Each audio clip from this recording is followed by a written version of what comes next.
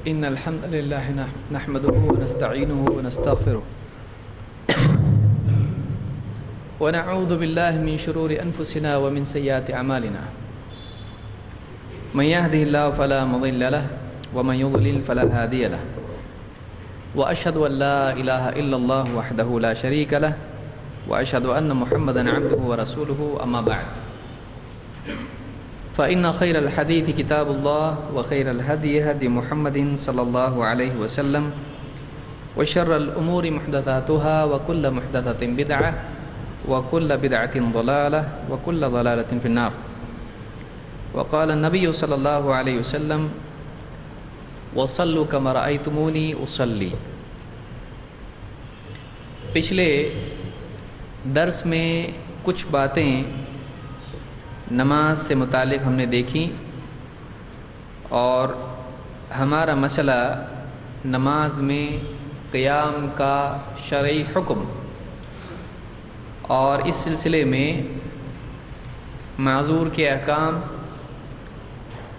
اور قیام کی حالت میں بلکہ نماز کی حالت میں نگاہ کا مقام، نگاہ کی جگہ کہ نگاہ کہاں رکھنا چاہیے، یہاں تک ہم پہنچے. صفحہ نمبر 5 تک ہم پہنچے ہیں.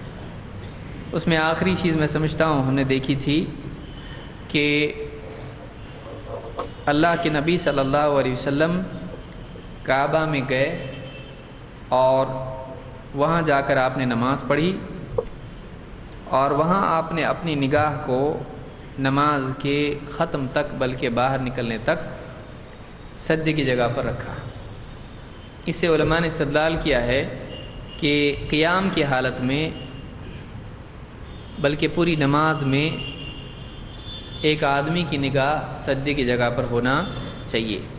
اس میں ہم نے بہت ساری اور بھی باتیں دیکھی تھیں کہ دامن میں ہونا چاہیے نگاہ فلاں حالت میں، انگوٹھوں پہ ہونا چاہیے یا ناک پہ ہونا چاہیے، جو بھی اس طرح کے فتوے ہیں تو اس کی کوئی شرعی حیثیت نہیں ہے، اس کی کوئی دلیل نہیں ہے. یہ حدیث ہے، اس کے علاوہ ہمارے علم میں کوئی اور دلیل ایسی نہیں ہے جس سے مسئلہ ثابت ہوتا ہو کہ فلاں جگہ پر نگاہ رکھنا چاہیے. اس میں التحیات کے سلسلے میں ہم نے دیکھا کہ تشہد میں انگلی پر نگاہ ہونا چاہیے یا اشارے کے بارے میں آگے حدیث آئے گی اس کی انشاءاللہ. اور سلام پھیرتے وقت میں بھی آخر میں ہم دیکھیں گے کہ اپنے ساتھی کی طرف دیکھے. اللہ کے نبی صلی اللہ علیہ وسلم نے یہ بات کہی ہے.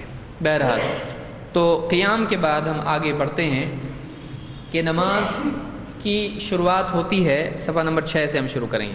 یہ نہیں ہوا نا ہمارا، صفحہ نمبر 6 نہیں ہوا، یہاں سے ہم شروع کرتے ہیں. نماز کی تکبیرات. تکبیر کے معنی کیا ہیں؟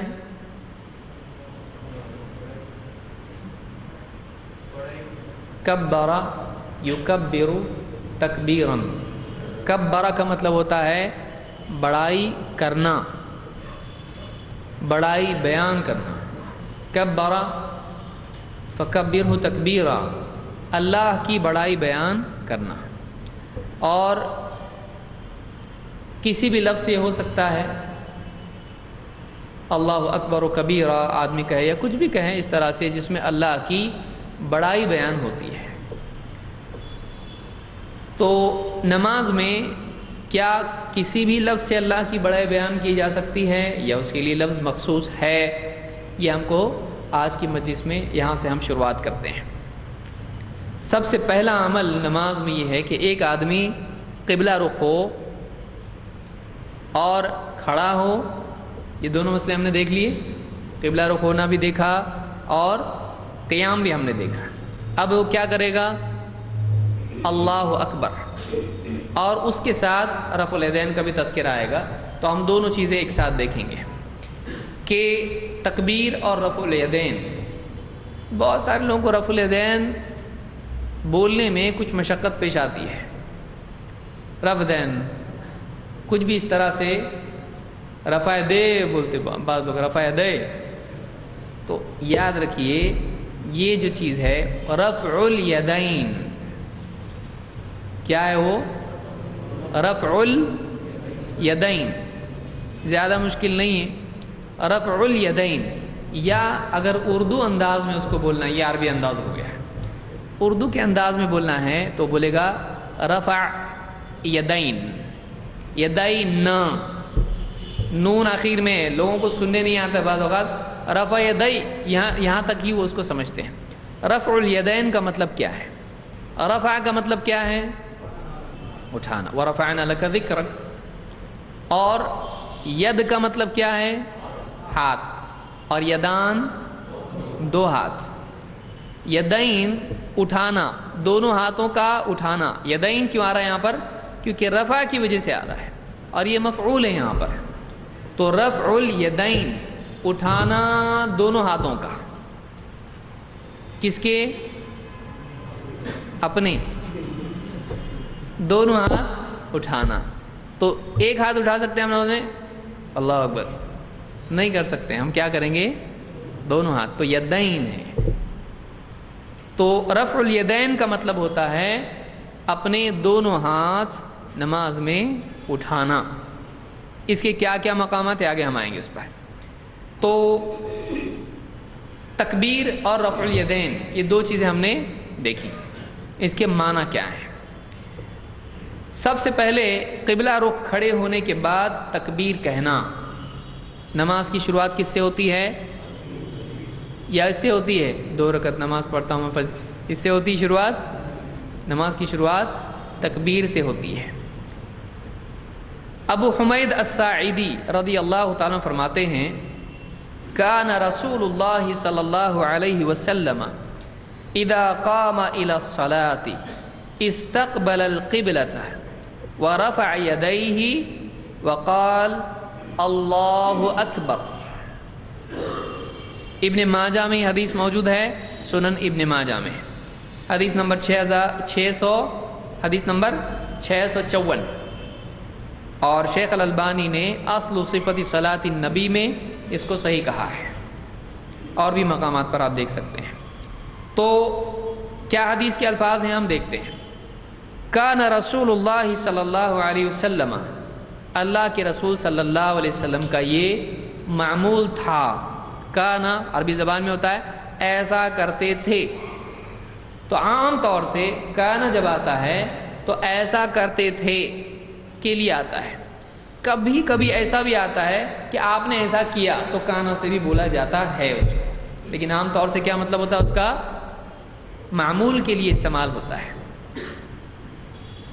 تو کان رسول اللہ صلی اللہ علیہ وسلم اذا قام الى الصلاة، جب نماز کے لیے کھڑے ہوتے، استقبل القبلہ، آپ قبلہ رخ ہوتے، قبلے کی طرف استقبال کرتے، ورفع یدیہ، اور دونوں ہاتھ اٹھاتے، وقال اللہ اکبر، کیا کہتے؟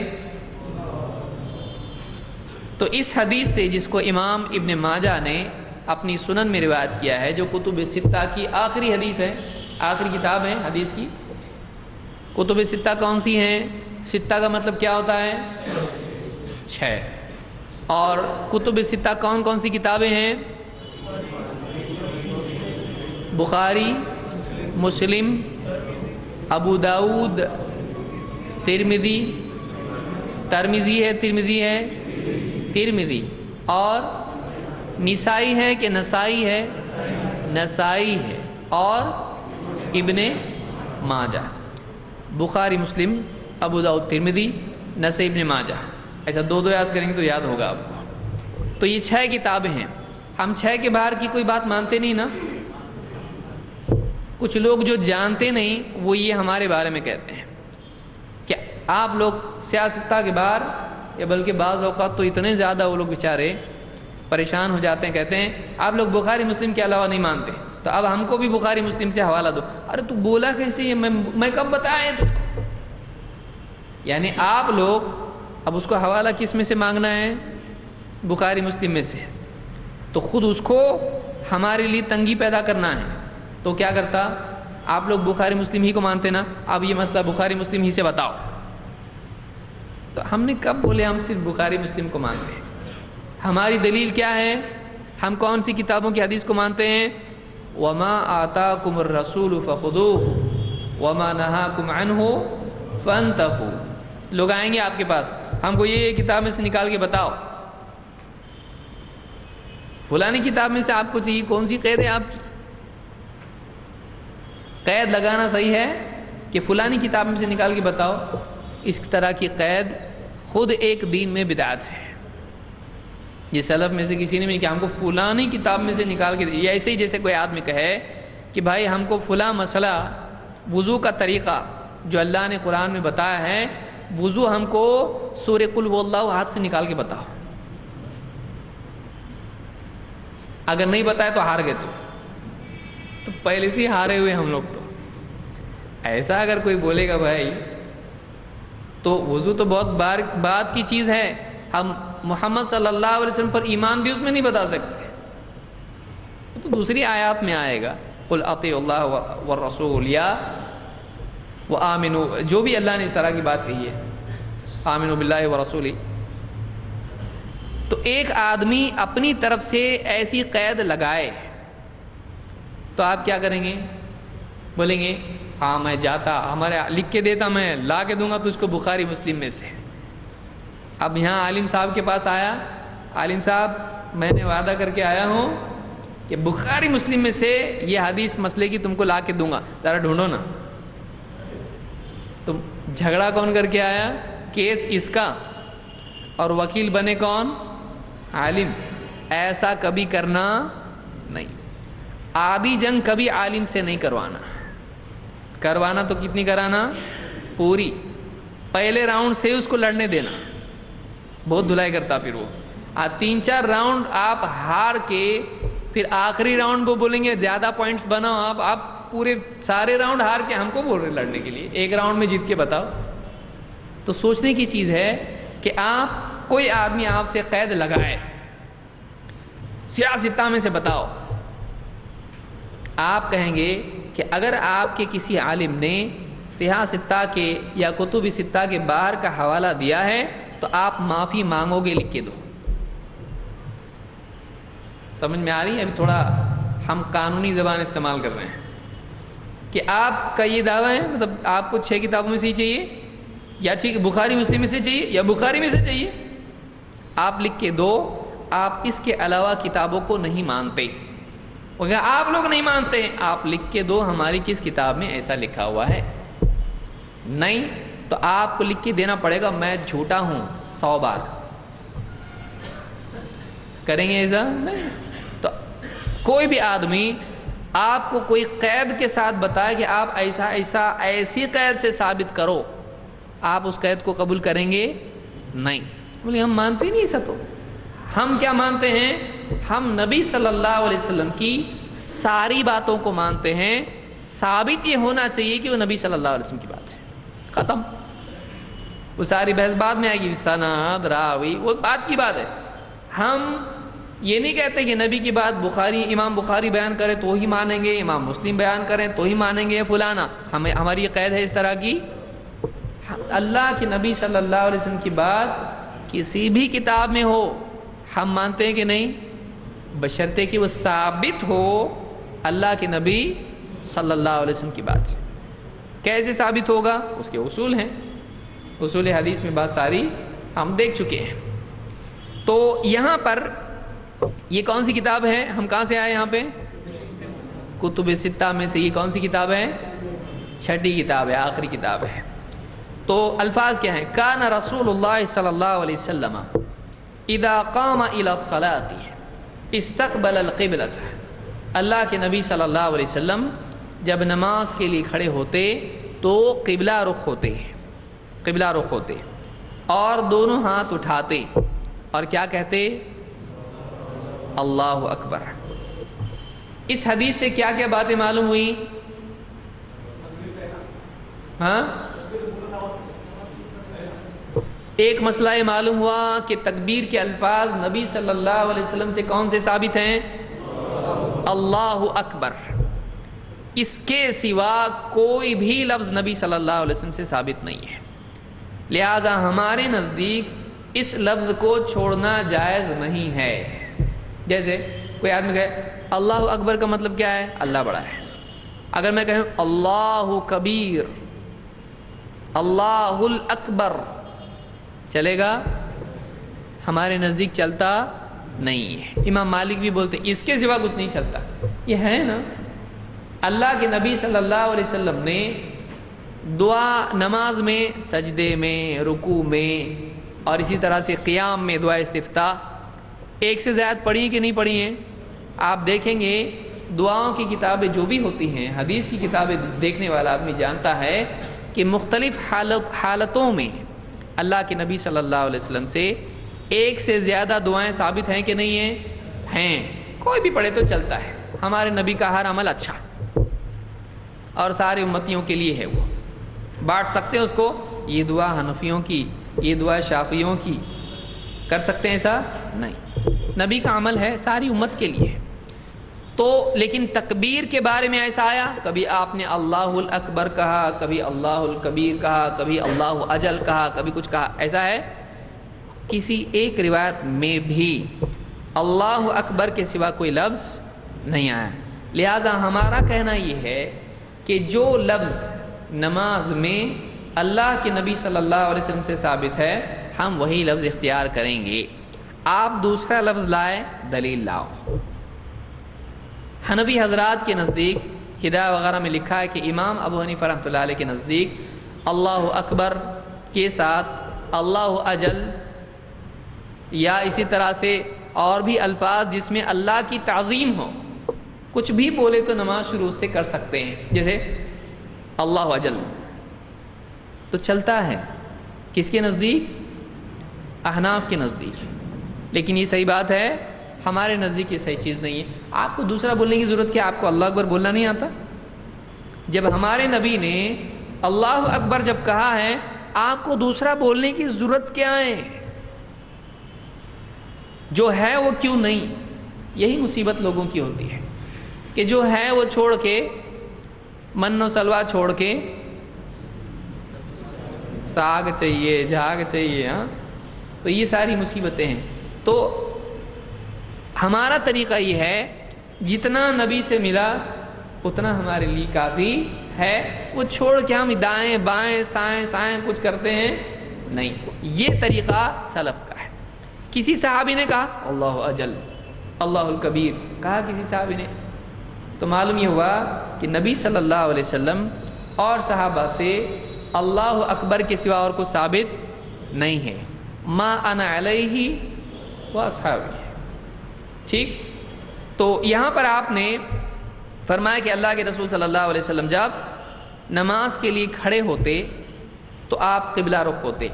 معلوم ہوا کہ قبلہ رخ ہونا تکبیر سے اللہ اکبر بول کے پھر کدھر قبلہ کر سکتے؟ ہاں نہیں، پہلے کیا کرنا چاہیے؟ قبلہ، کھڑا ہوا، قبلہ رخ ہوا، اور اس کے بعد کیا کرے گا؟ دونوں ہاتھ۔ تکبیر سے پہلے آ رہا ہے کہ بعد میں آ رہا ہے یہ؟ دیکھیے، وَرَفَعَ يَدَيْهِ وَقَالَ اللَّهُ أَكْبَرُ، تو دونوں ہاتھ اٹھائے اور کہا کہ اللہ اکبر۔ اس باب میں تین طرح کا عمل ہم کو ملتا ہے کہ ایک دونوں ساتھ میں ہاتھ اٹھا کے اللہ اکبر، یہ بھی ہم کو ملتا ہے۔ پھر یہ بھی ملتا ہے کہ پہلے ہاتھ اٹھائے اور اللہ اکبر کہا، اور یہ بھی ہم کو ملتا ہے کہ اللہ اکبر کہہ کے ہاتھ اٹھائے۔ تو تینوں چیزیں اللہ کے نبی صلی اللہ علیہ وسلم اور صحابہ سے ثابت ہونے کی وجہ سے تینوں بھی کر سکتے ہیں۔ تو دونوں ہاتھ اٹھا کر اللہ اکبر کہنا، یا ساتھ میں دونوں چیزیں کرنا، یا اس میں تقدیم و تاخیر، ہر اعتبار سے یہ ٹھیک ہے، کوئی مسئلہ نہیں ہے۔ تو ورفع یدیہ، کتنے ہاتھ اٹھائے؟ یدیہ، اپنے دونوں ہاتھ اٹھائے، اور کیا کہا؟ اللہ اکبر۔ قال اللہ اکبر، آپ نے اللہ اکبر کہا۔ ایسا کر سکتے؟ دل کے اندر، میرا دل بول رہا اللہ، تو یہاں پر معلوم ہوا کہ ہم کو زبان سے کہنا پڑے گا۔ سمجھ میں آ رہی بات؟ کہ دل میں نہیں چلے گا، منہ کے منہ میں چلے گا نہیں، بلکہ کہنا پڑے گا، چاہے آواز نہ ہو، آہستہ سے آدمی چپ کے کہے، کہ بعض اوقات کوئی آدمی کیا بول رہا ہے سننے کے لیے کان نزدیک لے جانا پڑتا ہے، لیکن وہ بھی کیا ہوتا ہے جب وہ سنتا ہے آدمی اتنی باریک آواز پیشنٹ کی تو بولتا ہے کہ نہیں یہ بول رہے ہیں مجھ کو بھوک لگی ہے، تو اس نے کسی نے نہیں سنا، اس نے اتنے نزدیک جا کے سنا، تو اتنا آہستہ بھی بول رہے ہوتا کہ نہیں ہوتا، بول رہے ہیں، لیکن دل کے دل میں بول رہا ہے تو بول رہے ہوتا ہے نہیں ہوتا ہے۔ تو قول عام طور سے مسموع ہوتا ہے، الا ہے کہ کوئی قرینہ ہو کہ آدمی کا میں نے اپنے دل میں کہا، اس طرح کی کوئی بات ایسی ہو۔ تو وقال اللہ اکبر، تو آپ صلی اللہ علیہ وسلم اللہ اکبر کہتے تھے۔ تو نماز میں ابتدا کس لفظ سے کرنا چاہیے؟ اس کی ہم کو دلیل مل گئی، ابن ماجہ کی حدیث ہے، اور ابو حمید الساعدی یہ اس کے راوی ہیں، حدیث صحیح ہے۔ امام کے پیچھے تکبیر کہنا چاہیے یا نہیں کہنا چاہیے، یہ بھی ایک مسئلہ ہے کہ کوئی کہے گا امام ہے نا، جیسے بعض لوگ کہتے ہیں امام بھی طے کیوں کیے، قرات وہ کرے گا سب وہ کرے گا، ہم پیچھے مقتدی چپ ہے۔ عصر کی نماز میں بہت سارے لوگ خاموش کھڑے رہتے ہیں، کچھ قرات اس میں کرتے ہیں نہیں، تو اس میں دلیل کیا دیتے ہیں؟ کہتے امام کو جب آگے کیے ہیں سارے لوگوں کی طرف سے، اگر آپ کسی کے ہاں بات کرنے جاتے ہیں سب ایک ساتھ بات کرتے ہیں، آپ ایک آدمی کو آگے کرتے ہو اور وہ آدمی بات کرتا ہے، تو یہ طریقہ ہوتا ہے۔ اب امام ہماری طرف سے اللہ کو بول رہا ہے سب، تو ہم کیوں بولیں؟ امام پڑھ رہا ہے نا قرآن، ہم نہیں پڑھیں گے؟ تو یہ دلیل لوگ پیش کرتے ہیں۔ تو کیا اس اعتبار سے ساری چیزیں امام کرے گا یا کیا کیا کرے گا؟ ذرا ہم کو دیکھنا ضروری ہے، ایک ایک کر کے وہ ساری چیزیں ایک ایک آتی جائیں گی۔ تو کیا امام کے پیچھے مقتدی تکبیر کہے گا یا نہیں؟ دلیل دیکھیے کیا ہے اس بارے میں، اسی سے واضح ہوگا مسئلہ کیا ہے۔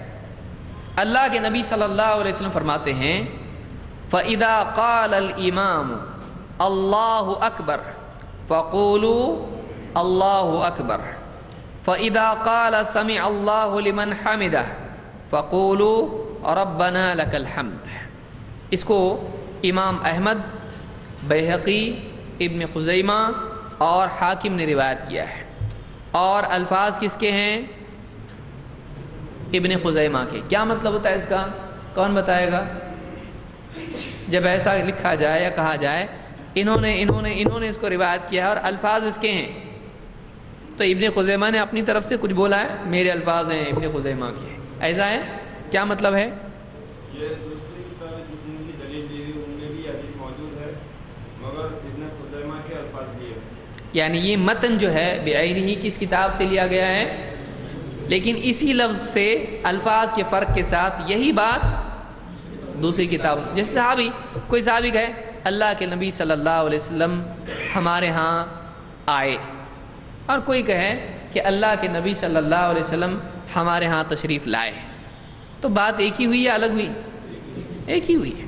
کوئی کہے کہ اللہ کے نبی صلی اللہ علیہ وسلم صبح کے وقت ہمارے ہاں آئے، اور کوئی کہے کہ صبح سویرے اللہ کے نبی صلی اللہ علیہ وسلم ہمارے آئے، تو الفاظ میں کیا ہوتا ہے؟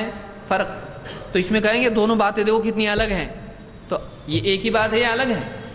بات ایک ہی ہے۔ تو ایک ہی بات کو جب 10 آدمی الگ الگ لوگوں سے کہتے ہیں، الفاظ کا انتخاب ان کا اسی واقعے کے لیے کیا ہوتا ہے؟ الگ ہوتا ہے۔ باہر اگر کوئی واقعہ ہو جائے تو اس کو بیان کرنے والے الگ الگ بیان کریں گے کہ نہیں کریں گے؟ کوئی مثلا کوئی بات ہو جائے، 2 آدمیوں کا جھگڑا ہو، اب بتانے والے کیسا بتائیں گے اس کو؟ بولیں گے وہ آیا، اس نے اس کو دیکھا، اس کو گھورا، اس نے مارا اس کو۔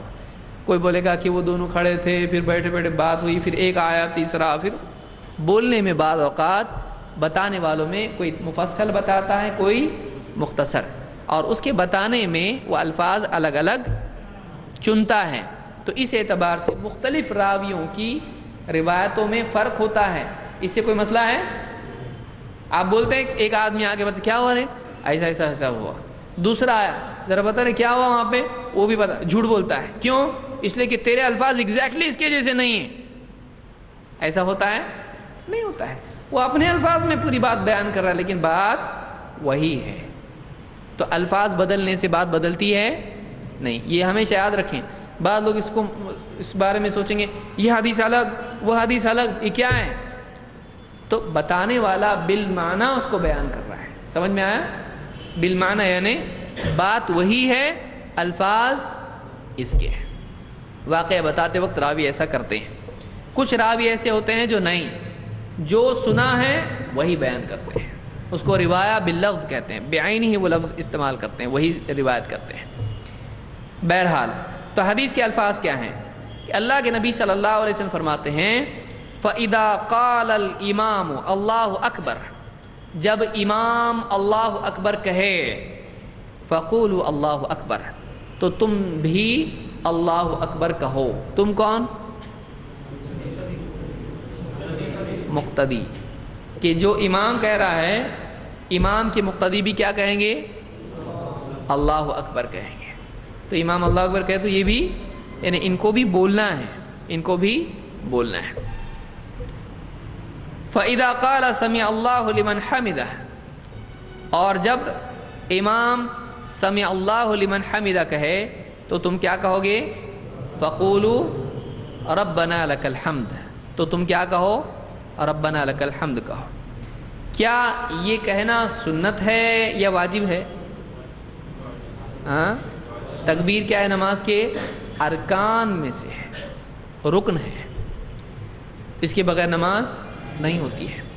تو تکبیر کہنا لازم ہے، کس کے لیے؟ امام کے لیے یا مقتدی کے لیے؟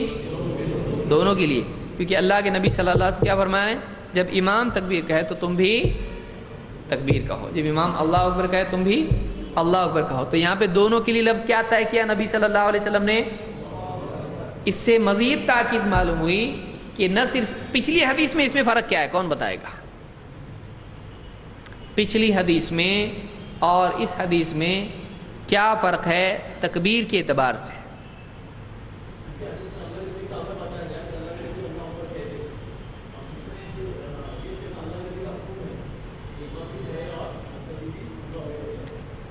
پچھلی حدیث میں اللہ کے نبی صلی اللہ علیہ وسلم کا عمل ہے کہ آپ تکبیر کہتے تھے اللہ اکبر، اور اس حدیث میں کیا ہے؟ جب امام اللہ اکبر کہے تو تم بھی کیا کہو؟ اس سے کیا ثابت ہوتا ہے؟ دونوں میں فرق کیا ثابت ہوا؟ اس میں شرعی حکم دونوں میں کیا نکلا؟ تو دوسری حدیث سے وہ کیا ہو گیا؟ واجب ہو گیا، اور پہلی حدیث سے صرف معلومہ نبی صلی اللہ علیہ وسلم کا عمل ہے، تو عمل سے سنت کوئی چیز ثابت ہوتی ہے، لیکن اس کا حکم معلوم ہونے سے کہ حکم بھی دیا ہے تبھی کیا ثابت ہو جاتا ہے؟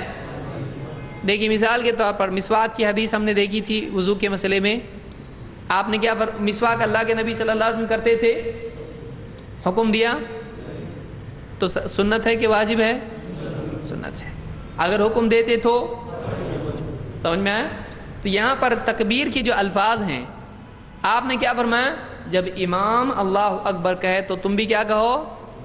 معلوم ہوا کہ امام کے لیے اور کوئی لفظ ہے ہی نہیں، کیونکہ آپ کیا فرما رہے ہیں؟ جب امام تکبیر کے کوئی کلمات کہے، ایسا کہا آپ نے کیا کہا؟ جب امام اللہ اکبر کہے تو امام کے لیے الفاظ کیا ہیں؟ تو تم بھی کیا کہو؟ تو معلوم یہ ہوا کہ دونوں کے لیے تکبیر کیا ہے؟ اللہ اکبر کے الفاظ ہیں، اور دونوں کے لیے وہ واجب و لازم ہے۔ کوئی اگر یہ کہے کہ ہو سکتا دوسری بھی حدیث میں دوسرے الفاظ ہوں، تو آپ جواب کیا دیں گے؟ لاؤ ہے۔ اگر کوئی کہے اگر ایسا حدیث میں نکلا کہ اللہ اکبر کے علاوہ بھی ہے تو تم کیا بولتے ہیں؟ تو آپ کیا بولیں گے؟ ہم کیا بھی نہیں بولتے۔ کیا بولیں گے آپ؟ ہم کچھ نہیں بولتے، ہم پہلے بولتے لاؤ۔ اس لیے کبھی بھی کسی مسئلے میں فرضی جواب نہیں دینا، سمجھے؟ اگر چاند زمین پہ آئے تو روز عید منائیں گے کیا؟ کچھ بھی مسئلہ آپ فرضی جواب دیں گے، آپ اس کو فرضی جواب دینے سے ہی مصیبت کھڑی ہوتی ہے۔ ہاں ایسا فرضی جواب اس کا دیا جا سکتا ہے سوال کا جو واقع ہونے کی گنجائش بہت زیادہ ہے۔ سمجھ میں آیا؟ کہ ایسا ہو سکتا ہے کہ کوئی آدمی کہے کسی عالم سے کہ میں جاؤں سفر میں اور مجھے پانی نہ ملے تو میں کیا کروں؟ تو ایسا ہو سکتا ہے کہ نہیں ہو سکتا ہے؟ ہو سکتا ہے۔ تو ایک آدمی ایسا سوال تو پوچھ سکتا ہے جو ہوا نہیں، لیکن جو خامخواہ کے سوالات ہیں تو اس کے جواب دینا بھی نہیں. جو آدمی ایسا دروازہ کھولتا ہے کہ جس کمرے میں لائٹ نہیں ہے، ہاں وہ آدمی مصیبت میں آتا ہے. جانا ہی نہیں، پہلے لائٹ لگاؤ ہم آتے ہیں، اندھیرے میں ہم آتے نہیں کہ تم کیا لاؤ گے، کیا بول رہے ہیں، ہم اس کا جواب پہلے دیتے نہیں، پہلے دلیل لاؤ. دیکھیے یہ بعض اصول ہیں، ان کو یاد رکھیے آپ. اگر ایسا رہا تو کیا پہلے لاؤ تو صحیح، ہوا ہی نہیں تو کہاں سے آیا آپ کا، پہلے تو لاؤ، آپ کا پہلے دلیل لاؤ. جب دلیل لاؤ گے ہم دیکھیں گے، اگر وہ دلیل سند کے اعتبار سے صحیح ثابت ہوگی اور لغوی اعتبار سے، ڈکشنری کے اعتبار سے، معنی کے اعتبار سے اس میں سے وہ بات نکلے گی، مانیں گے. لیکن پہلے لاؤ تو صحیح، لاؤ ہم لے جائیں گے، تم لاؤ ہم لے جائیں گے، چیک کرائیں گے، اگر اس میں سے نکلتا ہے تو ہم مانیں گے. کیوں نہیں مانیں گے؟ اگر نہیں لاتے ہی تم نے ماننا پڑے گا، لکھ کے دو یہ قاعدہ ہے، تم لاتے میں اب بھی دیتا، تم لاتے تم بھی اس پر راضی ہو کہ میں لاؤں گا تو تم کو ماننا پڑے گا. اپنے لوگ بھی کیسے بھولے بھالے، اللہ کے نبی صلی اللہ علیہ وسلم کے پیارے امتی، لا میں یہاں مانوں گا اور سب کے سامنے اعلان کروں گا. اب وہ اس کو سند چیک کرنے آتا، اس نے دعویٰ کیا کیا، لا اسی مسجد میں میں مانوں گا اگر ہے تو. لایا، اس نے دیا عربی. اب بولے یہ کیا ہے، بولے پڑھ، اس کی سند کا ہے گھر پہ. اب تو بولا تھا نا لا، حدیث لایا تو میں عمل کروں گا اس کے اوپر، لے حدیث. ارے پر صحیح ہے کہ نہیں، تو بولا کہ ایسا، تو نے نہیں بولا ایسا صحیح ہے ضعیف ہے، کچھ نہیں، تو نے بولا حدیث دکھا میں عمل کروں گا. اب کر عمل. پھنسا کہ نہیں پھنسا؟ تو بہت سارے لوگوں کا طریقہ یہ ہوتا ہے کہ چالاکی کے ذریعے سے لوگوں کو، بھولے بھالے لوگوں کو، بھولے بھالے کو بیوقوف بنائے. تو آپ بھولے بھالے مت بنیے. دنیا میں ایک آدمی کو اپنے جیب کی حفاظت کے لیے جتنا ہوشیار رہنا چاہیے، اس سے زیادہ دین کی حفاظت کے لیے ہوشیار رہنا چاہیے، بہت ضروری ہے. تو یہ اصول یاد رکھیے کہ آپ فرضی مسائل کا جواب دیں گے نہیں. اور اگر کوئی بولے میں دلیل دیا تو مانے گا کیا، تو آپ کیا بولیں گے، ہاں ہے نا، چیک کریں گے. سب سے پیارا جواب کیا ہے اس میں، چیک کریں گے. اگر وہ واقعی صحیح ثابت ہو جائے تو کریں گے، تو بغیر چیک کے آپ، ہاں اس لیے کیونکہ ہم جانتے ہیں دلائل میں معتبر بھی ہیں اور غیر معتبر بھی ہیں. اگر آپ مجرد ایسا اس کا وعدہ کر دیتے ہیں تو وہ لائے گا تو آپ کو کرنا پڑے گا، اور لیگل لینگویج میں آپ کو کرنا پڑے گا، کیونکہ آپ نے اس طرح کی کوئی شرط لگائی نہیں. تو اس حدیث سے ثابت ہوا کہ امام اور مقتدی دونوں کے لیے کیا ہے، تکبیر، اللہ اکبر، یہ الفاظ طے ہیں اور ان کا بولنا لازم ہے. فَإِذَا قَالَ سَمِعَ اللَّهُ لِمَنْ حَمِدَهُ فَقُولُوا رَبَّنَا لَكَ الْحَمْدُ. اور جب امام سمع اللہ لمن حمدہ کہے تو تم کیا کہو گے، ربنا لک الحمد. اس کا بھی کیا ہے، حکم ہے، لہذا یہ کرنا ضروری ہے کہ وہ سمع اللہ لمن حمدہ کہے گا تو مقتدی کیا کہیں گے، ربنا لک الحمد. تو یہ حدیث ہم نے دیکھی، جس سے کیا مسئلہ ثابت ہوا، نمبر 1 مقتدی کو بھی، یعنی جماعت کی نماز میں بھی مقتدی کو امام کے پیچھے تکبیرات کہنی چاہیے. اور دوسرا کیا ثابت ہوا، سمع اللہ لمن حمدہ کہے تو ربنا لک الحمد کہیں. اور تیسرا کیا مسئلہ ثابت ہوا، امام کے بعد ہے.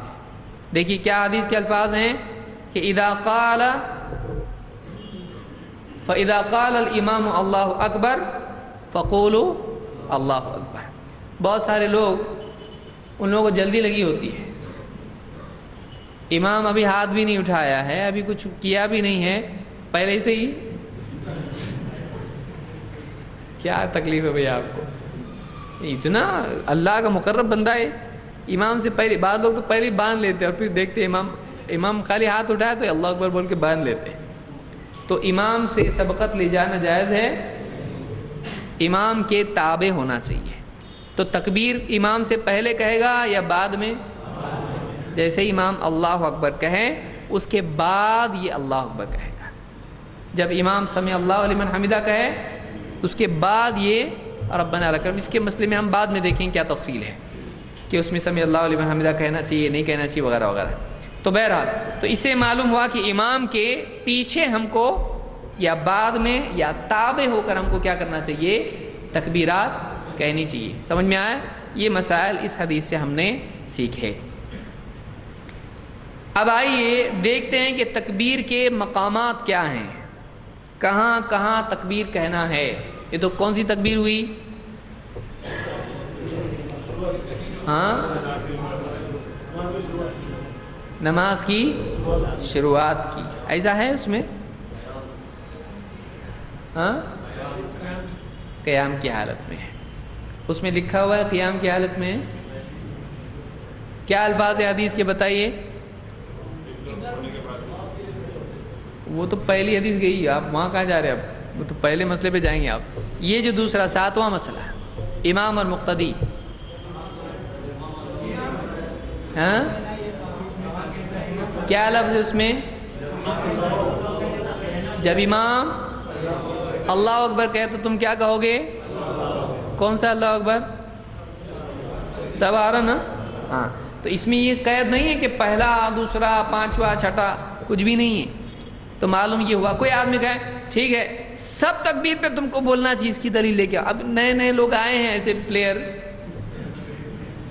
کہ وہ اس طرح کے کام کر کے لوگوں کو پریشان کر رہے ہیں. پہلے بھی بول رہا ہے کیا کروں میں، یہ کیا کہ لے کے آ رہا بتاؤ. کوئی بول رہا بھینس کا دودھ حلال ہے کہ نہیں، بتاؤ انڈا کھانا حلال ہے کہ نہیں. یہ اس طرح کے لوگ جو خود بھی زندگی بھر یہی کرتے رہے، وہ اب اہل حدیث کو بھی کام میں اپنے ساتھ لگانے کی کوشش کر رہے ہیں. بتاؤ انڈے کا چھلکا جائز ہے کہ نہیں کھانا، اور کیلے کو چھل کے کھانا چاہیے کہ چھیل کے کھانا چاہیے. ساری اس طرح کی خرافات. جس کو کچھ کام نہیں ہوتا ہے وہ اس طرح کی چیزیں کرنا شروع کرتا ہے. غیر مفید چیزوں میں آدمی کو پڑھنا نہیں چاہیے، اور خواہ مخواہ لوگوں کو پریشان کرنے کے لیے، اور ایسے لوگوں کو جو عام انسان ہیں جو ہر چیز کا جواب ان کے پاس نہیں ہوتا ہے، ایسے لوگوں کو ستا کے ان کو کنفیوز کرنا یہ صحیح ہے نہیں. آپ بتاؤ نا یہ دلیل ہے، آپ کو یہ عمل کرنا چاہیے. یہ کیسا آدمی ہے؟ یہ اچھا آدمی، شریف آدمی ہے. یہ کیا بولتا ہے؟ دیکھو قرآن میں ایسا ہے لہٰذا آپ کو ایسا کرنا چاہیے، حدیث میں ایسا ہے لہٰذا آپ کو ایسا کرنا چاہیے. اس آیت سے یہ بات ثابت ہوتی، اس حدیث سے یہ بات ثابت ہوتی لہٰذا ہم کو ایسا کرنا چاہیے. یہ دلیل دے کر بات ثابت کر رہا ہے. دوسرا کون سا ہے؟ بھینس کا دودھ حلال ہے کہ حرام ہے؟ جاؤ لے کے آؤ جاؤ. تو کون سا دودھ پیتا ہے؟ اب اس کو ہم پوچھیں بھائی تو کیا پیتا ہے؟ تو پیتا ہے نا بھینس کا دودھ، پھر ہم کو کیوں پوچھنا تو؟ تو بھینس کا دودھ پیتا ہے کہ بیل کا دودھ پیتا ہے؟ کس کا دودھ پیتا ہے؟ یعنی کوئی جواب ہے؟ یہ سوال ہے کوئی اس طرح سے خواہ مخواہ کا لوگوں کو پریشان کرنا اور کنفیوز کرنا. اور وہ آدمی بولے بھائی مجھ کو تو نہیں ملا بھینس کا دودھ. ہاں تو اس سے ثابت کیا ہوا کہ امام ابو حنیفہ کی تقلید کرنا چاہیے. ارے وہ ایسے ہی جیسے کوئی آدمی کہے یہ تالا نہیں کھل رہا مجھ سے، ہاں اس لیے تیرے پورے پیسے خزانے کے مجھ کو دے دے. یہ کوئی بات ہوئی کہ آپ ثابت کیا کرنا چاہ رہے ہیں؟ وہ کہاں لے جا رہے آپ کہ ایک آدمی اگر کوئی ایک مسئلہ نہیں بتا پایا تو آپ پورا ہی اس کو ایک امام کے تابع کر دے رہے. یعنی وہ ایسے ہی جیسے آپ کہیں اس مسئلے کا جواب معلوم ہے نہیں، تو نہیں معلوم ہے میرے پاس جواب ہے میرا مقلد بن جا. صحیح ہے اس کے لیے ایسا بولنا نہیں. آپ کی ایک بات صحیح وہ مانوں گا میں، لیکن اس کا یہ مطلب نکلتا ہے کہ آپ کی ساری باتیں مانوں گا نہیں. آپ کی جو بات صحیح ہے وہ مانوں گا. تو چاروں امام یا جو بھی بڑا عالم ہے اس کی ساری باتیں ہم ماننے کے لیے تیار ہے، بشرطے کہ وہ ساری باتیں کیا ہوں؟ صحیح ہوں. لیکن لوگ کیا کرتے ہیں؟ اس مسئلے کا جواب ہے نہیں ہے، تو اب تم کو کیا کرنا پڑے گا؟ جس مسئلے میں جواب ہے اس میں بھی تم کو امام کی ماننی پڑے گی. یہ کون سا طریقہ ہے؟ کہاں سے لائے یہ طریقہ آپ؟ کوئی دلیل اس کی ہے؟ نہیں ہے. بہرحال تو یہاں پر یہ بات معلوم ہوئی کہ امام کے پیچھے مقتدی کو تکبیر کہنا چاہیے اور امام کے تابع ہونا چاہیے، اور اس سے معلوم ہوا کہ ہر تکبیر جو امام کہے گا ان تمام تکبیرات میں اس کو بولنا ہے کہ نہیں؟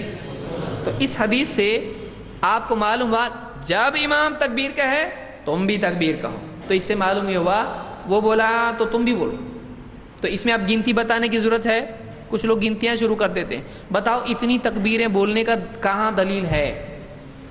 ضروری ہے جب بول دیا گیا جب امام تکبیر کہو تم تکبیر کہو، تو جب بھی امام تکبیر کہے گا ہم کہیں گے کہ نہیں کہیں گے؟ بتا دیا ہم کو۔ تو اس سے معلوم ہوا کہ تمام تکبیرات کہنا چاہیے، امام کے تابع ہو کر تمام تکبیریں کہنا چاہیے۔ اب سوال یہ ہے کہ تکبیر ہے کہاں کہاں پہ؟ نماز میں تکبیریں کہاں ہیں؟ آئیے اس کو بھی ہم دیکھتے ہیں۔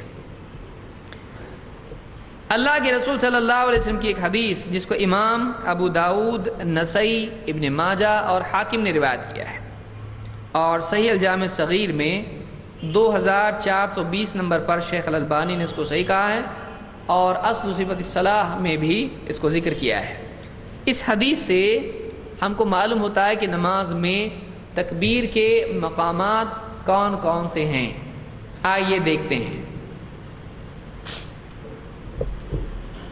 اللہ کے نبی صلی اللہ علیہ وسلم فرماتے ہیں انہو لا تتم صلاۃ لأحد من الناس، کسی بھی شخص کی، لوگوں میں سے کوئی بھی شخص ہو، اس کی نماز تمام مکمل نہیں ہوتی حتی یتوضأ، یہاں تک کہ وہ وضو کر لے۔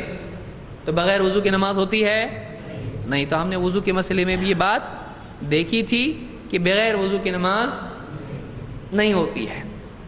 فَيَضَعَ الْوُضُوءَ یعنی مواضعہ، کہ ایک آدمی وضو کرے تو ایسا وضو کرے کہ جتنے وضو کے اعضاء ہیں ان تمام تک پانی پہنچے۔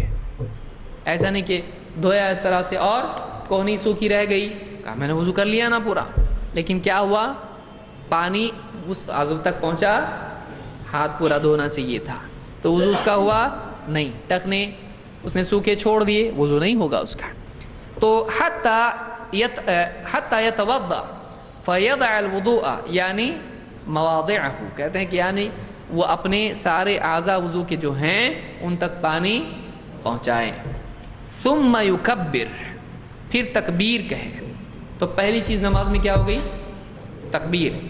وَيَحْمَدُ اللَّهَ جَلَّ وَعَزَّ وَيُثْنِي عَلَيْهِ، اور اللہ عز و جل کی حمد بیان کرے اور اس کی ثنا بیان کرے۔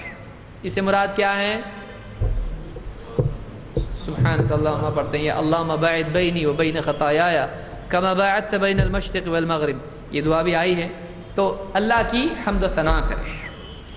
وَيَقْرَأُ بِمَا تَيَسَّرَ مِنَ الْقُرْآنِ، اور قرآن میں سے جو اس کے لیے میسر ہو وہ پڑھے۔ یہ کہا کہ آپ فلاں صورت ہی پڑھو، کیا کہا؟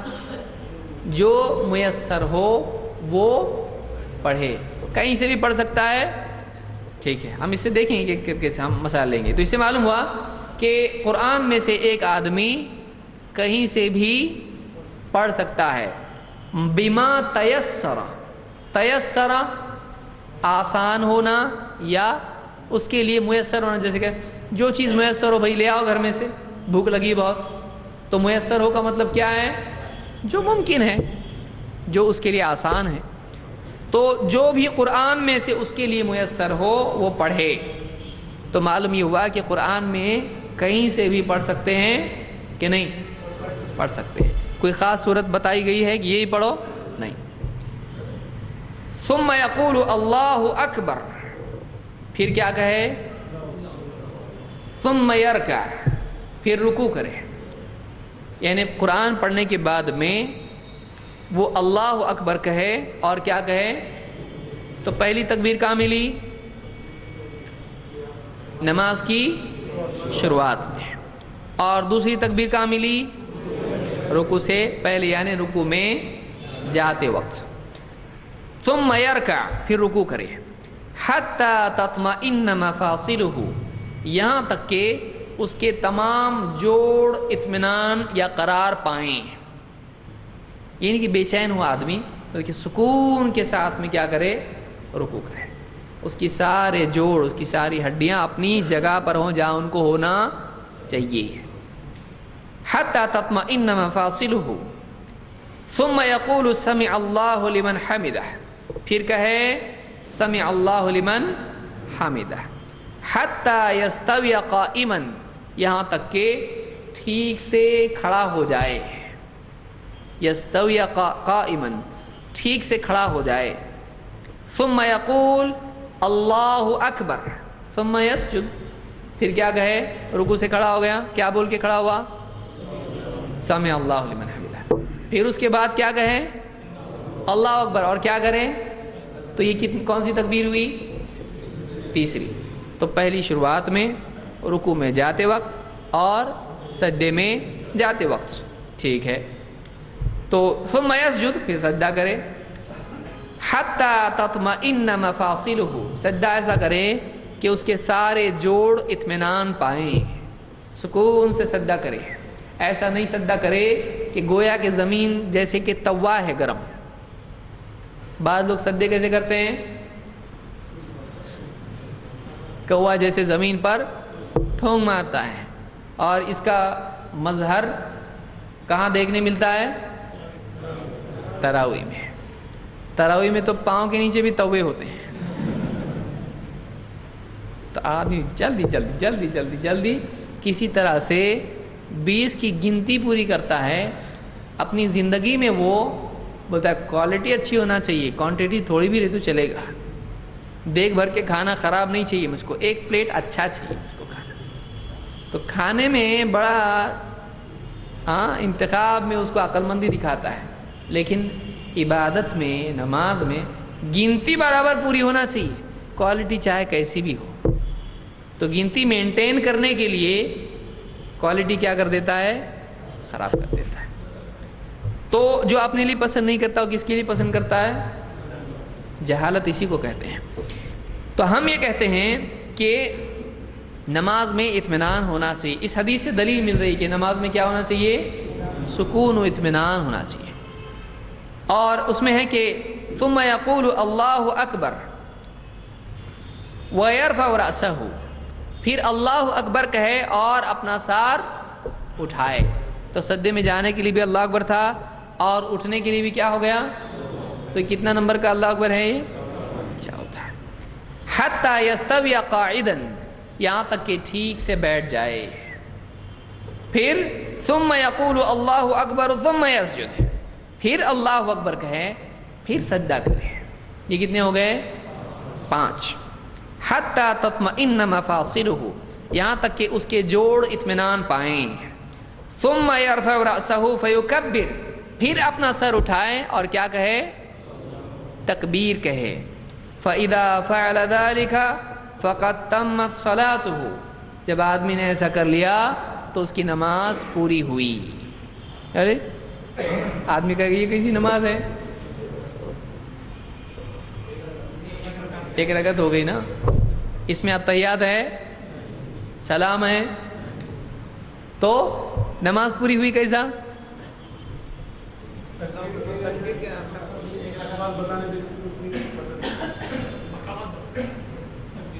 ہاں، جیسے ایک آدمی کسی عالم کے پاس آئے اور پوچھے کہ نماز کیسے پڑھنا چاہیے، اور عالم جانتا ہے کہ یہ آدمی نماز تو جانتا ہے لیکن سکون سے نہیں پڑھتا ہے، تو آدمی کیا کہے، عالم اس آدمی سے کہے کہ نماز خشوع خضوع سے پڑھنا چاہیے، سکون سے رکوع کر، سکون سے سجدے کر، سکون سے نماز پڑھ، یہ نماز ہے، ایسے نماز پڑھتے ہیں۔ اب آدمی کیا بولے، سکون سے رکوع کر، سکون سے سجدہ کر، بس یہ نماز ہے، اللہ اکبر، سیدھا رکوع، سیدھا سجدہ، سلام بھی نہیں، پہنے کی ضرورت نہیں ہے، چھٹی، صحیح ہوگا یہ؟ اس لیے کہ اصلاح کرنے والا پوری تفصیل بتانے کی بجائے ان چیزوں کو چھوتا ہے جس میں غلطی ہو رہی ہے۔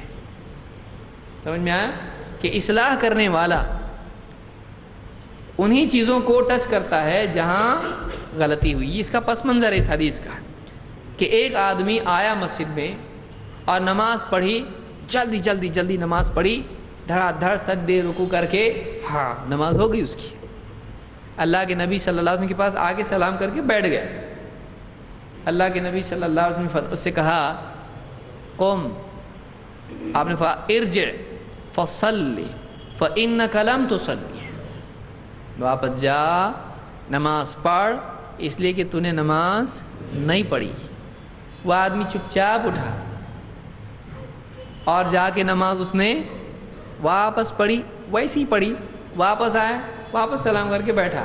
آپ نے کہا ارجع، جا واپس، فصلی، جا نماز پڑھ، فإنک لم تصلی، تو نے نماز پڑھی ہی نہیں. ہمارے ساتھ ہوتا تو کیا کہتا؟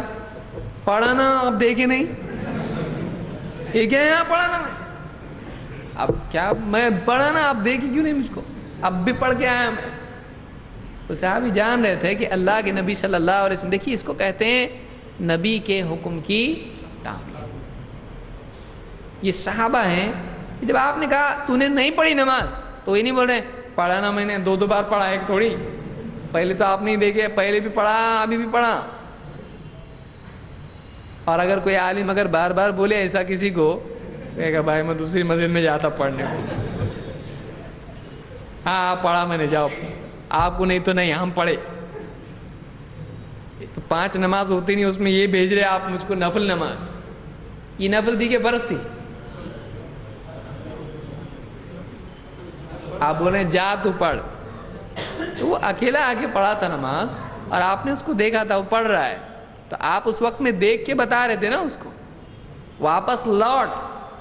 کہاں؟ گھر کو. تو آپ ایک ایسی جگہ بیٹھے ہیں کہ جو بیٹھک میں آپ ہیں اور آپ مسجد کے دوسرے حصے میں کہہ رہے ہیں جا تو نے جا پڑھی تھی نماز، جا واپس جا کے پڑھ کے واپس نماز. تو وہ کہیں اور پڑھ کے آپ کے پاس آ کے مسجد میں بیٹھا تھا، تو آ کے واپس بیٹھا. 2 بار 3 بار آپ نے ایسے جب کیا، اس کی سمجھ میں آ گیا میں پڑھ رہا ہوں لیکن نہیں پڑھنے جیسے پڑھ رہا ہوں. جیسے ہمارے بھی کہا جاتا ہے تو نے کچھ بھی نہیں کیا، کا مطلب یہ ہے کہ کیا لیکن کرنے جیسا.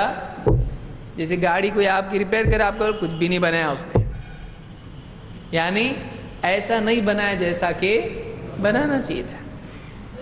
تو آپ کی جب یہ بات اس نے سنی تو اس نے کہا اللہ کے رسول کہ میں اس سے اچھی نماز پڑھ ہی نہیں سکتا، جو بھی آتا وہ ایسا آتا ہوں، آپ ہی بتائیے کہ کیسا پڑھنا چاہیے. اس کے جواب میں آپ نے یہ بات کہی ہے.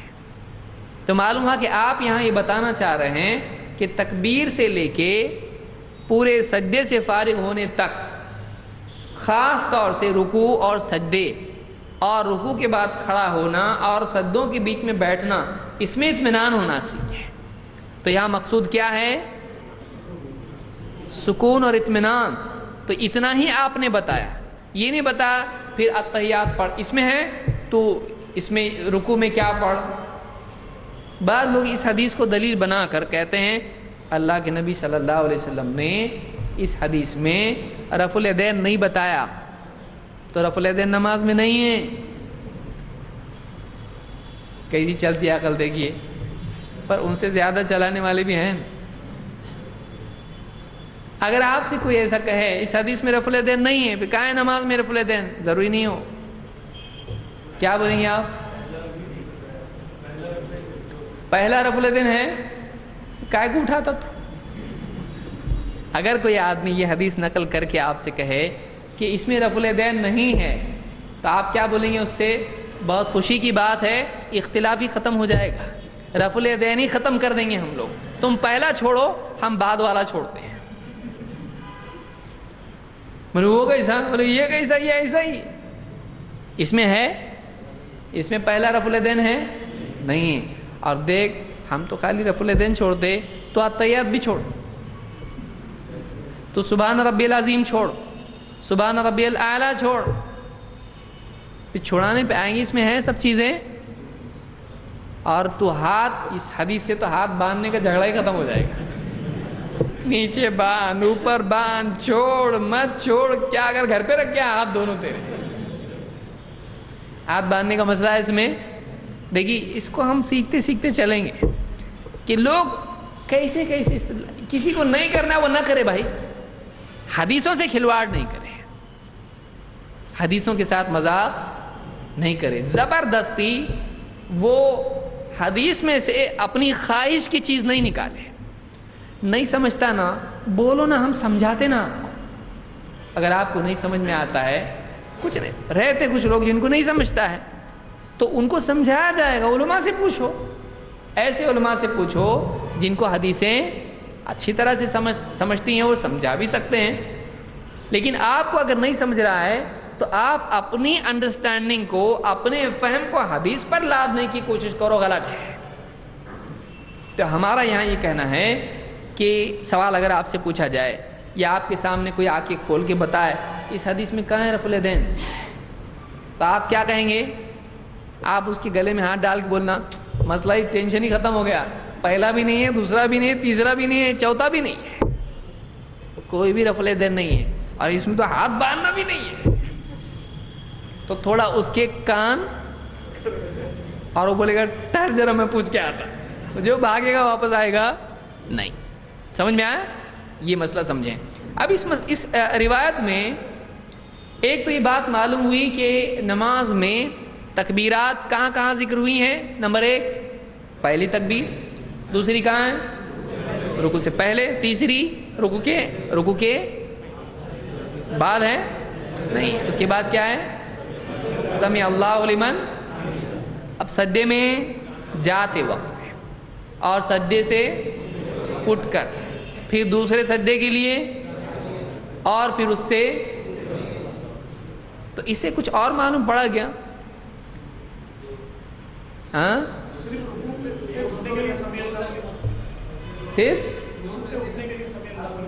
رکوع سے اٹھنے کے لیے سمیع اللہ لمن حمدہ ہے۔ پوری نماز میں آپ کہیں بھی بول سکتے ہیں سمیع اللہ لمن حمدہ، جیسے امام پڑھے الحمدللہ رب العالمین تو پیچھے مقتدی کہے سمیع اللہ لمن حمدہ، کیونکہ وہ حمد کر رہا ہے نا اللہ کی حمد کر رہا ہے کہ نہیں کر رہا ہے امام؟ کوئی آدمی آپ اس کو بدعت، یہ بھی اچھی مثال ہے، آپ اس کو نوٹ کر سکتے ہیں کہ کوئی آدمی بدعت حسنہ منوانا چاہتا ہے آپ سے، برا کیا ہے اس بدعت میں؟ بدعت ہی تو ہے، قرآن کی تلاوت ہی تو ہے، سورہ فاتحہ ہی تو پڑھ رہے ہیں، ذکر ہی تو ہے، تو آپ کہیں ٹھیک ہے، آپ یہ بتاؤ کہ امام اگر الحمدللہ رب العالمین کہے، آپ اس کے جواب میں سمیع اللہ لمن حمدہ کہہ سکتے ہیں؟ کیونکہ امام جب حمد کرتا ہے یا کوئی بھی سورہ فاتحہ پڑھنے والا جب الحمدللہ رب العالمین پڑھتا ہے تو اللہ تعالیٰ اس کے جواب میں کیا کہتا ہے؟ حمدنی عبدی، میرے بندے نے میری حمد کی۔ تو اللہ سنتا ہے کہ نہیں سنتا اس کو؟ تو یہ جواب میں کہے سمیع اللہ لمن حمدہ، کیا مطلب ہے سمیع اللہ لمن حمدہ کا؟ اللہ نے جو اس کی حمد بیان کی گئی ہے اس کو سنا۔ جھوٹ ہے یہ؟ سچ ہے نا؟ بول سکتے ہیں؟ نہیں بول سکتے۔ کوئی کہے گا نہیں، دیکھیے یہاں آپ غلط ہی کر رہے ہیں، امام جب قرأت کرے تو آپ کو کیا ہونا چاہیے؟ ہاں، تو آپ نہیں بول سکتے ہیں، تو آپ بولیں ٹھیک ہے، امام خود بول سکتا کیا کہ امام کہے الحمدللہ رب العالمین اور پھر منفرد بھی وہ کہے سمیع اللہ لمن حمدہ، یہ کیوں نہیں بول سکتے؟ تو آدمی سوچے گا پورے نہیں کر سکتے بھائی ایسا، ہم اس کو کیا پوچھیں گے؟ منع ہے، حدیث میں ثابت ہے نا سمیع اللہ لمن حمدہ، اور وہ رکوع کے وقت ہے، رکوع سے کھڑے ہو کے ہیں، یہ منع ہے کہ دوسرے وقت میں پڑھنا نہیں چاہیے؟ منع ہے، کہیں اور نہیں پڑھ سکتے؟ تو انہوں نے کہا نہیں، پر اس کے علاوہ کہیں ہے نہیں نا، اب منع کدھر ہے؟ تو تیری سمجھ میں نہیں آ رہا تھا نا کہ اذان قبر پہ نہیں دینا چاہیے، تو یہی پوچھ رہا تھا نا منع کدھر ہے، منع کدھر ہے، اب دیکھ منع کدھر ہے۔ تو ایسے کئی مسائل آدمی کو ایسا نہیں سمجھ میں آتے، تو کیسے سمجھ میں آتے؟ ایسے۔ تو ایسا بھی سمجھانے کا طریقہ آدمی کے پاس ہونا چاہیے۔ بہرحال تو اس سے ہم کو معلوم ہوا ابتداء میں نماز کی تکبیر ہے، رکوع میں جاتے وقت ہے، پہلے سجدے میں جاتے وقت ہے، اور سجدے سے اٹھتے وقت ہے، دوسرے سجدے میں جاتے وقت ہے، دوسرے سجدے سے اٹھنے پر ہے۔ سجدے میں بول سکتے اللہ اکبر؟ سجدے میں تکبیر ہے نہیں، یا تو سجدے میں جاتے وقت ہے یا تو سجدے سے اٹھتے وقت ہے۔ اور اس سے یہ بھی معلوم ہوا کہ رکوع اور سجدوں کی گنتی کتنی ہے، معلوم ہوا کہ نہیں؟ کتنی ہے؟ ایک رکعت میں کتنے رکوع ہیں؟ کو بولے یہ بتاؤ ایک رکعت میں ایک ہی رکوع کیوں اور 2 سجدے، کہاں دلیل ہے اس کی؟ ہے دلیل؟ ہے نہیں دکھ رہی، جس کو نہیں دکھ رہی، جس کو دکھ رہی اس کو دکھائی دے رہی۔ تو اس روایت میں کتنے، ایک رکعت میں کتنے رکوع ہیں؟ ایک، اور سجدے 2۔ کوئی کہہ نہیں ہو سکتا ہے اس سے زیادہ بھی ہوں، تو کیا کہیں گے آپ؟ بہت اچھا جواب ہے، قُلْ هَاتُوا بُرْهَانَكُمْ إِن كُنتُمْ، اپنی دلیل لے آؤ اگر تم سچے ہو اپنی بات میں، اور لایا تو اگر میں چیک کریں گے، تو لے کے تو آ تو ایسا ویسا مت کہہ، پہلے لے کے تو آ۔ اگر آپ کو بہت ہی پیارا جواب دینا ہے تو آپ اسے کہیں اور نہیں لایا تو، اگر لایا تو آپ، اگر نہیں لایا تو بتاؤ کیا ہے، ہمارے سارے مسائل مانے گا؟ بولے گا نہیں، تو پھر چپ جانا، لے گیا پہلے۔ ایسا کرنا چاہیے۔ دیکھیے جس سے جیسا معاملہ ہونا چاہیے اس سے ویسا ہی معاملہ کرنا چاہیے، اس کو یاد رکھیے اصول۔ اخلاقی حدود سے باہر جانا، ہم بہت پیار سے ہی بات کرتے ہیں، لیکن ایسی بات کرنا کہ وہ ایسا بھاگنا چاہیے کہ پلٹ کے بھی دیکھنا نہیں چاہیے، اور ذرا رکو بولے تو اور تیز بھاگنا چاہیے، ذرا ٹھہرو ذرا بھاگو، ایسا بھاگنا چاہیے۔ آپ یہ سیکھو، کیوں؟ اس لیے کہ یاد رکھیے حق پر چلنا یہ کوئی معمولی چیز نہیں ہے، اس کے لیے آدمی کو مضبوط بننا پڑتا ہے۔ کوئی بھی آیا آپ کو کچھ بھی بولا کہیں بھی لے کے گیا، ایسا نہیں بننا آپ ٹھوس بات بالکل، یعنی اس کو پرکھ کے آپ اس کو قبول کریں، یہی نہیں کہ کوئی بھی کچھ بھی بول رہا ہے اور آپ اس کو قبول کر رہے ہیں اور کنفیوز ہو جا رہے ہیں، نہیں کرنا ایسا۔ آپ کے اندر بھی پختگی ہونا چاہیے، مضبوطی ہونا چاہیے۔ تو اس میں یاد رکھیے کہ کوئی آدمی آپ سے کیا بات کرے تو آپ کو کیا بات کرنا چاہیے۔ تو اس حدیث سے کئی باتیں معلوم ہوئی۔ ایک بات یہ خاص طور سے معلوم ہوئی کہ نماز میں رکوع سے کھڑے ہونے کے بعد اطمینان ہونا چاہیے، جلدی سے رکوع کرنا چاہیے نہیں، اور اسی طرح سے 2 سجدوں کے بیچ میں اطمینان سے بیٹھنا چاہیے، اس میں جلدی کرنا چاہیے نہیں۔ لہٰذا وہ لوگ جو تراویح میں بہت جلدی نماز پڑھتے ہیں یا اور بھی نمازیں تیزی سے پڑھتے ہیں، ان کا معاملہ صحیح ہے یا غلط؟ کیونکہ اللہ کے نبی صلی اللہ علیہ وسلم نے تاکید کے ساتھ کہا سکون کے ساتھ، اطمینان کے ساتھ نماز پڑھو۔ تو نماز میں کیا ہونا چاہیے؟ اطمینان۔ تو یہ ابو داؤد، نسائی اور ابن ماجہ اور حاکم کی روایت ہے، اور یہ روایت صحیح ہے۔ اس میں یہ بھی بات معلوم ہوتی ہے کہ جب دوسرے سجدے سے آدمی اٹھتا ہے تو سجدے سے آخری الفاظ کیا ہیں کہ ثم يرفع رأسه فيكبر، وہ سر اٹھائے اور تکبیر کہے۔ تو آدمی سجدے سے اٹھ کے کیا کرے؟ تکبیر کہے، اللہ اکبر کہے۔ یہ نہیں کہ اٹھ کے بیٹھے پھر کھڑا ہو اور اس کے بعد تکبیر کہے، ہے اس میں ایسا نہیں ہے۔ آگے بھی ہم اس بارے میں مزید دلائل دیکھیں گے۔ چلیے آگے بڑھتے ہیں۔ اب اور ایک مسئلے پر آتے ہیں، 5واں مسئلہ کیا ہے وہ؟ ویسے آپ پہلے دیکھ چکے ہیں رفع الیدین، لیکن اب یہ کہاں آئے گا؟ یہ بے جھگڑا والا نہیں، یہ جھگڑا والا رفع الیدین ہے۔ وہ کون سا تھا؟ پہلا تھا۔ اب یہ کون سا ہے؟ وہ ہے جس میں اختلاف ہے۔ کیا ہم زبردستی کسی کو پکڑ کے بولتے رفع الیدین کر ہی نہیں تو ہم بہت پٹائی کریں گے، ایسا بولتے ہیں؟ لیکن ہمارے بہت سارے بھائی رفع الیدین کرنے والے پر اعتراض کرتے ہیں، خصوصاً جب کہ رفع الیدین کرنے والا شافعی نہ ہو۔ اگر ایک آدمی رفع الیدین کیا، آدمی گھور کے دیکھے اس کو اور آدمی کہ میں شافعی ہوں، اور ہم بیٹھ کے بولیں مطلب شافعی ہونے سے کچھ فارم بھرا ہوا ہے کہ اس نے رفع الیدین سینکشن کرا ہے اپنے لیے؟ ایک آدمی کہے کہ یعنی کس وجہ سے وہ رفع الیدین کر رہا ہے؟ امام شافعی کی وجہ سے. اور ہم کس کی وجہ سے رفع الیدین کر رہے ہیں؟ تو بڑی اتھارٹی کون سی ہے؟ یعنی امام شافعی کے سینکشن کرنے سے تو وہ سینکشن ہو جاتا، اور اللہ کے نبی صلی اللہ علیہ وسلم کی وجہ سے نہیں ہوتا. یعنی کیا مان رہے ہیں آپ؟ کدھر جا رہے ہیں آپ؟ اسی لیے بعض لوگ بیان میں بولتے ہیں دیکھو وہ ایک آدمی ہوتا ہے جس کے پاس لائسنس ہوتا ہے، اور دوسرا آدمی ہوتا ہے جس کے پاس لائسنس نہیں ہوتا ہے لیکن اچھی گاڑی چلاتا ہے، تو پولیس کس کو پکڑتی ہے؟ آپ کو پولیس بنایا کون؟ پولیس کب سے بنے؟ ہم پولیس ہیں.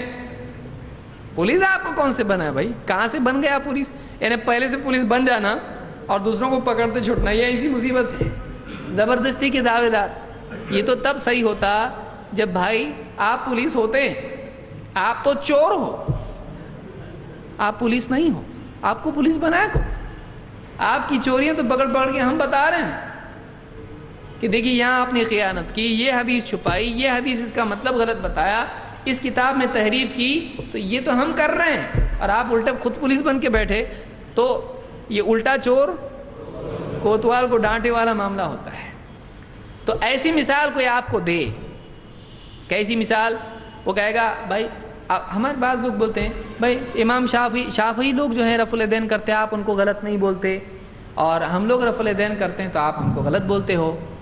تو فوراً جواب میں کیا بولتے ہیں؟ دیکھو بھائی ایک آدمی گاڑی جب چلا رہا ہے تو بہت اچھی چلاتا ہو، لیکن اگر اس کے پاس لائسنس نہیں ہو تو اس کو پولیس کیا کرے گا؟ پکڑے گا. اور جس کے تھر تھر کانپتے کانپتے چلا رہا لیکن لائسنس اس کے پاس ہے تو پولیس پکڑتا اس کو نہیں. تو یہ مثال صحیح ہے. اس میں دو غلطیاں ہیں. پہلی غلطی تو آپ دیکھیں، دوسری کیا غلطی ہے؟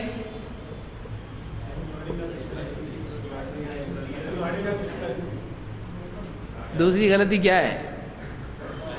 امام شافعی اس کے گھر پہ آگے دیے گے اس کو لائسنس،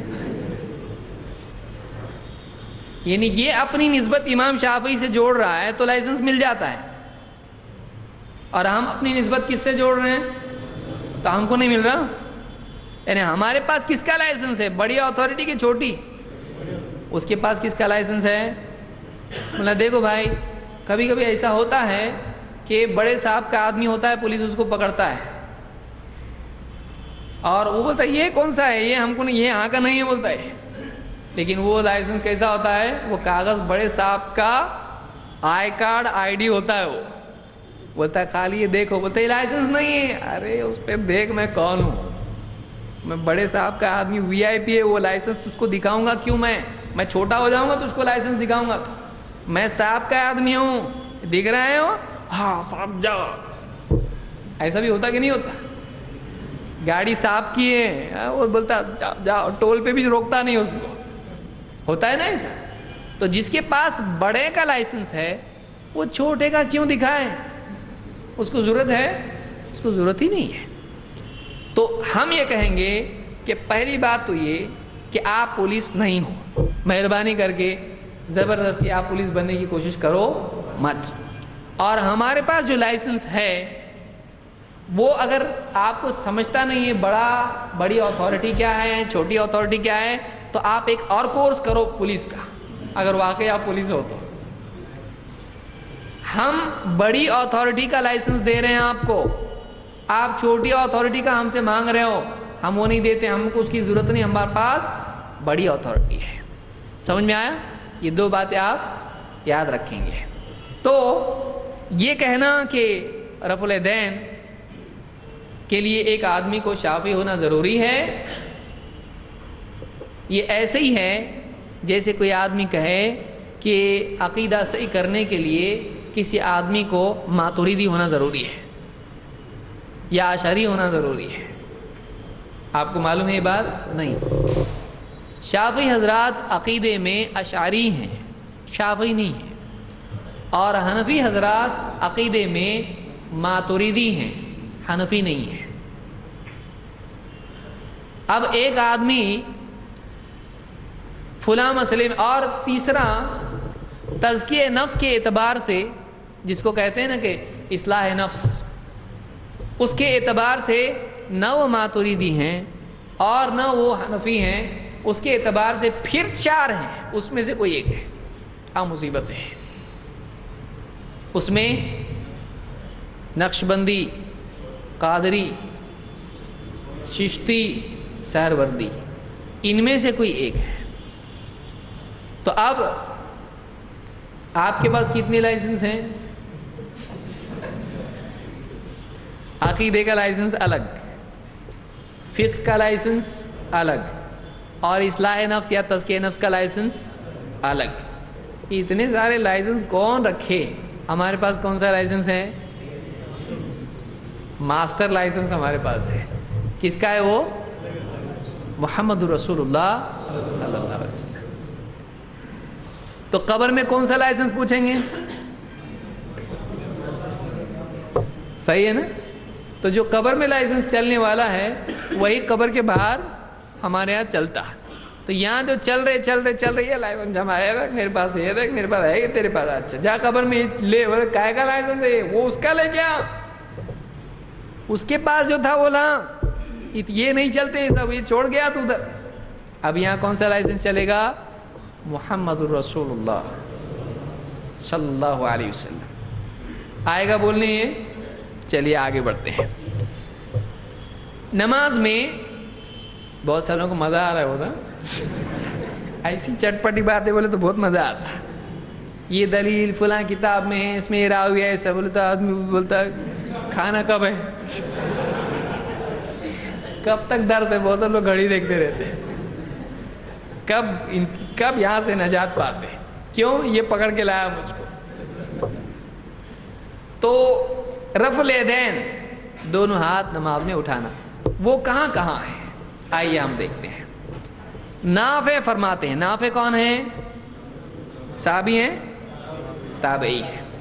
نافع فرماتے ہیں ان ابن عمر کان اذا دخل فی الصلاة کبر ورفع یدیہ، کہ عبداللہ ابن عمر رضی اللہ تعالی عنہ، یہ کون ہیں؟ حضرت عمر کے بیٹے. صحابی ہیں کہ تابعی ہیں؟ صحابی ہیں. عبداللہ ابن عمر رضی اللہ تعالیٰ عنہ جب نماز میں داخل ہوتے، کان اذا دخل فی الصلاة کبر، جب نماز میں داخل ہوتے تو کیا کہتے؟ تکبیر. یعنی اب تکبیر تو ہم دیکھ چکے کیا ہے، اللہ اکبر، تکبیر کہتے ہیں. ورفع یدیہ، اپنے دونوں ہاتھ اٹھاتے. واذا رکع رفع یدیہ، اور جب رکوع کرتے تو بھی دونوں ہاتھ اٹھاتے ہیں. وَإِذَا قَالَ سَمِعَ اللَّهُ لِمَنْ حَمِدَهُ، اور جب کہتے سَمِعَ اللَّهُ لِمَنْ حَمِدَهُ رَفَعَ يَدَيْهِ، یعنی سَمِعَ اللَّهُ لِمَنْ حَمِدَهُ کب کہنا ہے؟ رکوع میں جاتے وقت کہ اٹھتے وقت؟ پچھلی روایت میں آیا نہ ہو تو وہ مقام آپ کو معلوم ہے. تو جب سَمِعَ اللَّهُ لِمَنْ حَمِدَهُ کہتے تو دونوں ہاتھ اٹھاتے ہیں. وَإِذَا قَامَ مِنَ الرَّكْعَتَيْنِ رَفَعَ يَدَيْهِ، اور جب 2 رکعتوں سے کھڑے ہوتے، یعنی اتحیات پڑھ کے جب کھڑے ہوتے تب بھی رفع یدیہ. ورفع ذلك ابن عمر الى نبی اللہ صلی اللہ علیہ وسلم، راوی کہتے ہیں کہ عبداللہ ابن عمر رضی اللہ تعالیٰ عنہ نے یہ عمل نبی صلی اللہ علیہ وسلم کی طرف منسوب کیا ہے. کہتے ہیں کہ رفعہ الی النبی. مرفوع کا لفظ کسی کو یاد آیا کیا؟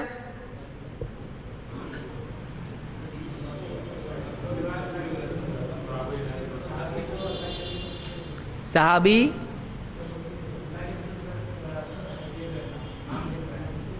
اور بغیر نام لے کے قال رسول اللہ کہے تو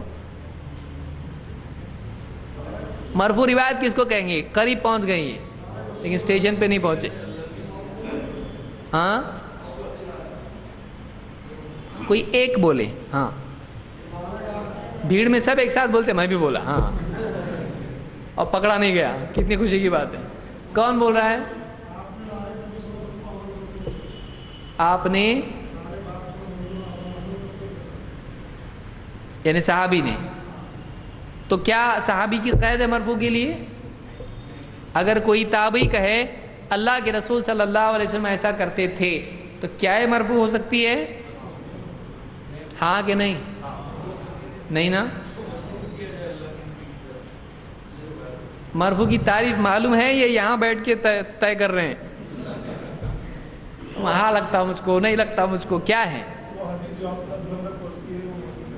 وہ حدیث جو اللہ کے رسول صلی اللہ علیہ وسلم تک پہنچتی ہے، اس کو کیا کہتے ہیں؟ اگر اس کی سند ہی نہ ہو تو مرفوع ہوگی؟ ہاں ہوگی، چاہے سند ہو یا نہ ہو، چاہے وہ سند ضعیف ہو، تب بھی وہ روایت کیا ہوگی؟ اس کا مرفوع ہونے کا معنی یہ ہے کہ یہ بات نبی صلی اللہ علیہ وسلم کے بارے میں ہے۔ اب سچی ہے جھوٹی ہے کیسی، وہ بات کی بات ہے۔ کوئی آدمی آ کے نبی کے بارے میں کچھ بتا رہا ہے تو اس کو کیا کہتے ہیں؟ یہ مرفوع ہے۔ اگر سند جڑی ہو تو کیا کہتے ہیں اس کو؟ لفظ اس کے لیے کیا ہے؟ متصل۔ اس کی وجہ ہے، اس کی سند کی حالت ہے۔ کیا متصل ہوتا ہے؟ حدیث یا سند؟ ٹھیک ہے، حدیث کو کیا بولتے ہیں ایسی جس کی سند متصل ہو؟ مرفوع بولتے ہیں۔ اور ابھی کس کو بولے ہم نے مرفوع؟ جس کی سند ہی نہیں وہ مرفوع ہو سکتی ہے، اور جس کی سند متصل ہو اس کو کیا کہیں گے؟ ہاں مسند۔ اس کو کیا کہتے ہیں؟ مسند۔ تو یہ پچھلا تھوڑا پڑھنے کی ضرورت ہے۔ یہ ایسا نہیں کہ آپ پاس ہو گئے تو چلو پاس ہو گئے، جیسے اسکول میں آپ کرتے تھے، 5ویں کا 6ٹھی میں نہیں لگتا اور 6ٹھی کا 7ویں میں نہیں لگتا اور 10ویں پاس ہو گیا، اب کون نہیں پڑھتا، کتابیں چھوڑ ڈالو، چھوٹے بھائی کو دو۔ یہ ایسا نہیں ہے، یہ آپ کو زندگی بھر لگے گا۔ جیسے گنتی آپ کو زندگی، آپ بولتے کیا گنتی اسکول میں لگتی تھی، ابھی گنتی کی ضرورت نہیں ہے۔ ایسا ہے 1 2 3 4 5 6 7 8، آپ کو گنتی کی ضرورت ابھی نہیں ہے، مرنے تک لگے گی آپ کو۔ آخری دن گننے کے لیے بھی گنتی چاہیے آپ کو۔ آپ کو کتنا وقت بچا کے لیے بھی گنتی چاہیے۔ تو کچھ چیزیں ایسی ہوتی ہیں جو آدمی کو ہمیشہ یاد رکھنا چاہیے۔ ایسا نہیں کہ آپ نے کوئی کورس مکمل کر لیا تو آپ امتحان دے کے آپ پاس ہو گئے، ہاں بس ختم ہو گیا، ایسا نہیں ہونا چاہیے۔ تو مرفوع اور مسند آپ نے فرق دیکھا۔ مرفوع جو نبی کے بارے میں ہو، بس کون بول رہا، سند جڑی ہے، صحیح ہے، معتبر ہے، نہیں ہے، کچھ نہیں، نبی کے بارے میں ہے۔ اور مسند کہتے ہیں نبی کے بارے میں ہے لیکن سند بھی جڑی ہوئی ہے، سند بھی کیا ہے؟ جڑی ہوئی ہے۔ تو اس حدیث کو ابن عمر نے نبی صلی اللہ علیہ وسلم سے مرفوعاً بیان کیا ہے۔ تو یہ نسبت ابن عمر نے کس کی طرف کی ہے؟ کہ وہ خود بھی یہ عمل کرتے تھے، اور یہ عمل کس کا بتایا انہوں نے؟ اللہ کے نبی۔ تو یعنی معلوم ہے کہ صرف ابن عمر کا عمل نہیں تھا، وہ کیوں کرتے تھے ایسا؟ انہوں نے کہا کہ میں کیوں کر رہا ہوں؟ نبی کی وجہ سے صلی اللہ علیہ وسلم۔ تو اب اس میں کتنے مواقع یا مواضع اس میں رفع الیدین کے معلوم پڑے۔ دیکھیے پھر سے روایت پڑھ رہا ہوں۔ عبداللہ ابن عمر رضی اللہ تعالیٰ عنہ جب نماز میں داخل ہوتے، اذا دخل فی الصلاۃ کبر ورفع یدیہ، تکبیر کہتے ہیں اور دونوں ہاتھ اٹھاتے ہیں۔ تو پہلا موقع ہے تکبیر کے ساتھ یا بعد۔ وَإِذَا رَكَعَ رَفَعَ يَدَيْهِ، رکوع کرتے تو بھی رفع الیدین کرتے ہیں۔ وَإِذَا قَالَ سَمِعَ اللَّهُ لِمَنْ حَمِدَهُ، جب رکوع سے اٹھتے اور سمیع اللہ لمن حمدہ کہتے تب بھی کیا کرتے تھے؟ رفع الیدین۔ اور جب 2 رکعتوں سے اٹھتے تب بھی کیا کرتے تھے؟ رفع الیدین۔ کتنی جگہ ہوئی؟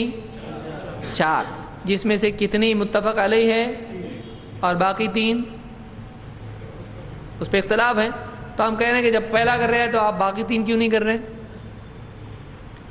اب اس بارے میں بہت ساری باتیں ہیں، وہ آج کی مجلس میں میں نہیں بتاؤں گا، اس کو تفصیل چاہیے۔ تو انشاءاللہ یہ کافی وقت ہو چکا ہے، تو اگلی مجلس میں رفع الیدین کے بارے میں مزید تفصیلات اور جو بھی چیزیں ہیں ہم دیکھیں گے انشاءاللہ۔ اقول قولی ھذا واستغفر اللہ لی ولکم۔